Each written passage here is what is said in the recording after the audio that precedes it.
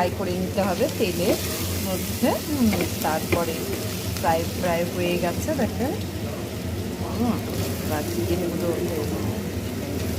তো তখন এখানে পরিমাণ মতো সব মশলা নিয়ে নিয়েছি, কিন্তু নুনটা দেওয়া যাবে না, যেহেতু ডাল আছে সেহেতু নুনটা দেওয়া যাবে না। নুন বাদ দিয়ে আমি সব মশলাগুলো অ্যাড করলাম। আর একটু আমাকে দিতে হবে গরম মশলা। চিকেনটা ভাজা হয়ে গেছে।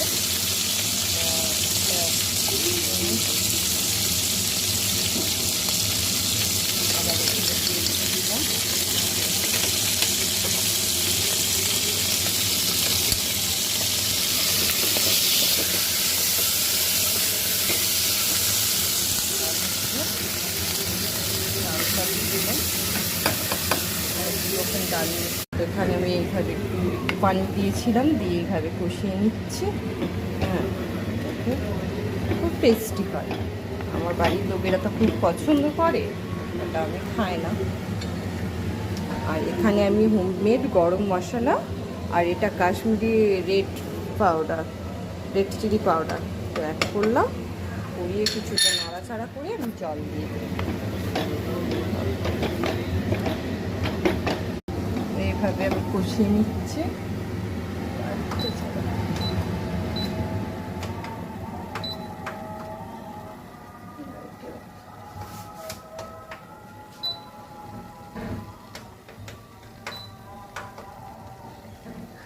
দেখ জ্বলছে না তো, এইভাবে আমি কষিয়ে নিয়েছি।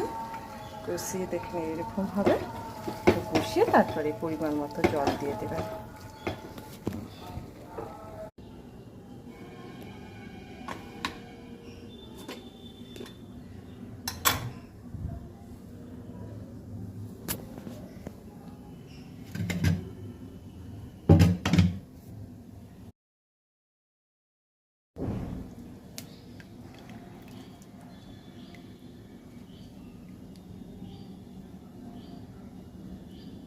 আর একটু শিখতে হবে,